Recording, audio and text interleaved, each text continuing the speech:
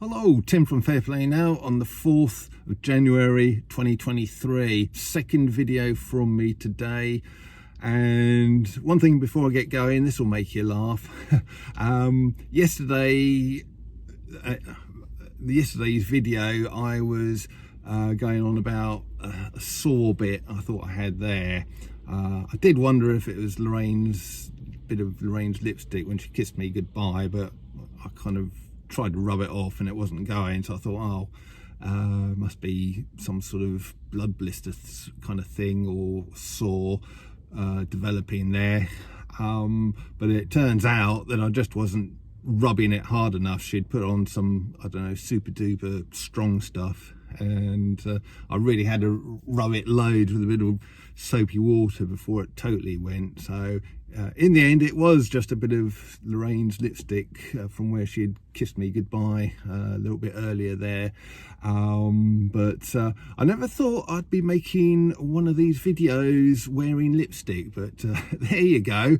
It's a first for everything, isn't there?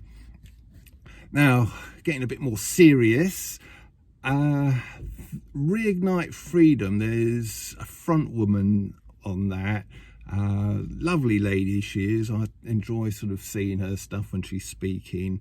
She came out with, it must have been basically a New Year's Eve or New Year's Day message.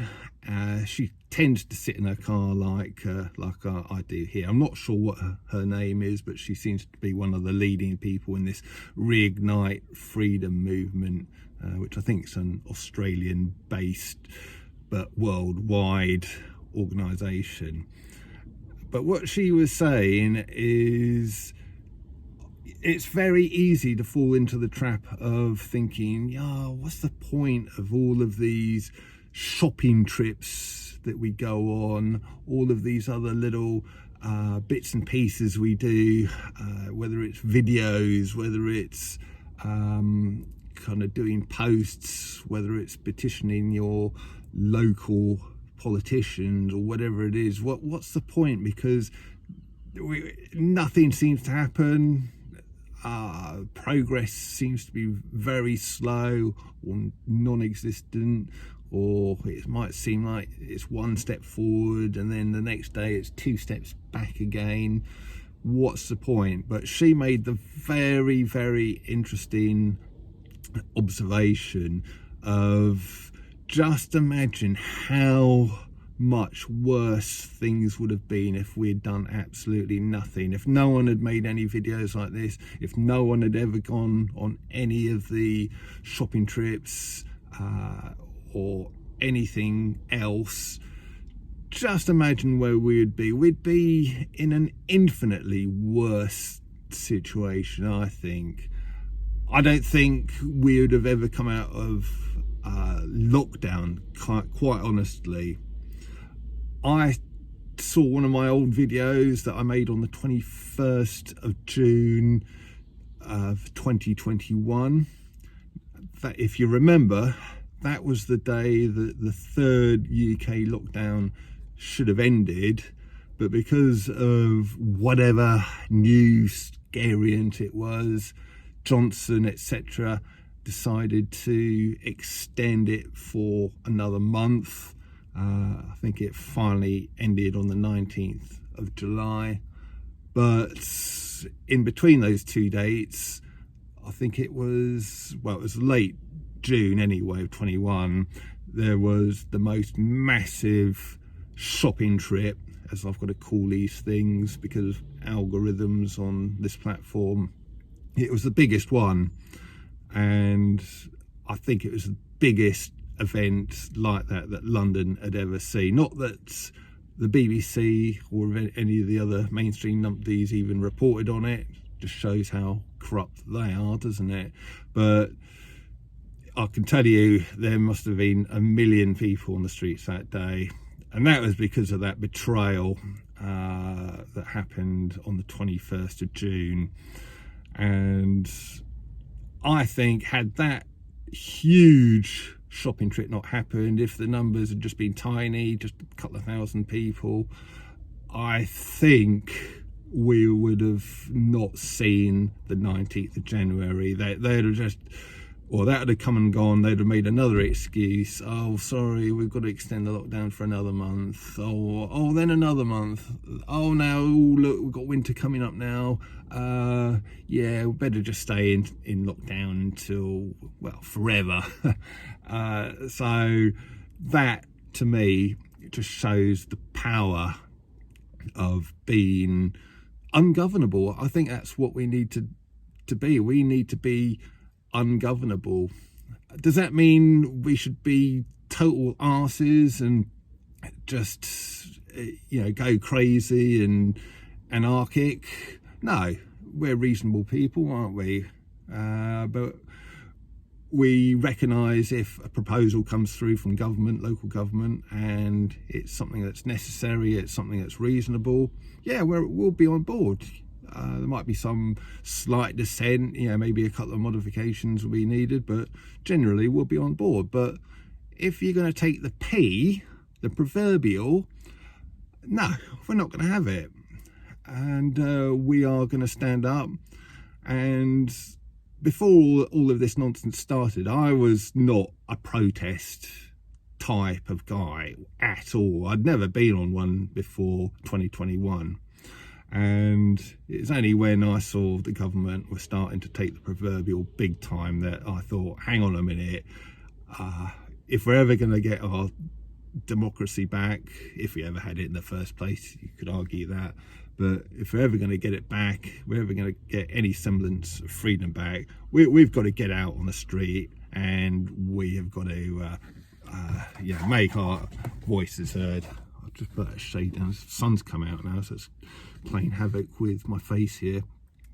But a lesson I've learned, and many people have learned, is that if we see governments, local governments, or anyone like that taking the proverbial, we just need to get out on the street, and we need to make videos, we need to post, we need to sort of talk to people, we need to organise campaigns, we need to petition politicians and tell them in no uncertain terms that they are well out of order. And that's what I mean about being ungovernable. Politicians are there to serve us, not the other way round. And that is what I mean by being ungovernable. Yeah, you can sort of put proposals up and let us consider them, but if you're going to sort of just be silly about things, we are going to, in future, sort of tell you in no uncertain terms exactly what we think, how we feel, and make you eventually give up on any silly plans. So we really need to be a lot more active. I think that's where we went wrong, isn't it? We were all just asleep, or most people were. I was. Some viewers have been awake, I know, for decades, but I was definitely asleep. I just thought basically governments, democratic governments in the West at least, had the people's best interests at heart and are there basically to do good. Since learned that's not the case, and we need to be just as vigilant against any government in the West as other parts of the world have to be with their governments. We need to do that to make sure we don't end up like China, North Korea, and etc. And I, for one, am determined to really keep on as I have been over the last 2 or 3 years and just be ungovernable.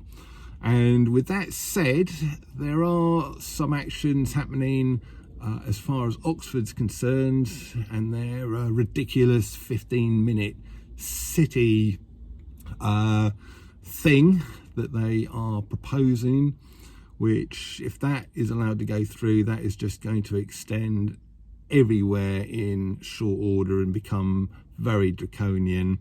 So we need to nip that in the bud. There are some plans afoot. First of all, I've mentioned this before, but there is going to be a shopping trip in Oxford on the 18th of February. I believe it's starting right in the town centre on or around about 1 p.m. That's what I've heard. I'll give you exact location and timing details closer to the time. But I believe there's going to be speeches, there's going to be a bit of outreach, handing out leaflets to the public, and then a bit of a march through the city there. So I'm going to be there, greatly looking forward to that. And ahead of that, on the 8th of January, which is this coming Sunday, the Not Our Future organisation are going to be organising a leaflet drop. They've got a leaflet already sorted out, kind of designed, and they're printing it now, and they are going to be doing a leaflet drop to every single letterbox in Oxford on this Sunday. So they obviously need quite a few people to help them do that. So if you're anywhere around Oxford and or can get to Oxford on Sunday, sadly I can't get to that one personally, but anyone anywhere sort of near Oxford or who can get there quite easily, yeah, go along and help them out. I think that's a very good cause. And yeah, leafleting every single household in the city of Oxford is going to wake a lot of people up to what's been planned and what the nonsense is. So very worthwhile thing, I would say. And also on the subject of shopping trips, January is basically a remembrance month for all of the people who have passed away or who have suffered from a certain thing. I'm sure you know what I'm talking about.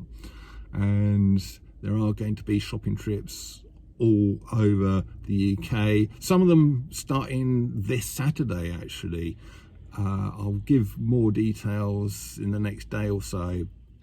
But some cities are having them this coming Saturday, some are having them the following Saturday. The London one isn't happening until the 21st, I believe, and again I'll give you more details closer to the time. But yeah, a lot of cities are having them sooner, so I'll try and find out more details and give them to you. But have a look out on wherever you get your information from, Telegram, etc. And you know, I believe places like well, I can't remember, I think Edinburgh maybe, and Manchester, I think they're having them sooner than the 21st. But anyway, I'll let you know about that.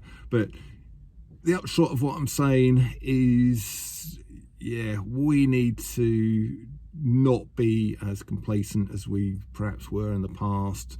We need to basically be like Rottweilers on the government and on politicians, and as soon as they even start getting out of order, we need to be sort of chasing them, sort of nipping at their ankles, at their heels, and yeah, sort of just telling them, no, just no, we do not consent. So yeah, as we go into 2023, this brand spanking new year, let's all just become that little bit more ungovernable. Because circling back to what that Reignite Freedom lady was saying, yeah, this kind of attitude, it does work, it does get results, and we would have been in a far, far worse place if we hadn't been doing what we've been doing, and we need just to keep doing it. So with that message, I'll leave it. Back tomorrow. Tim from Fair Play Now, thanks for watching.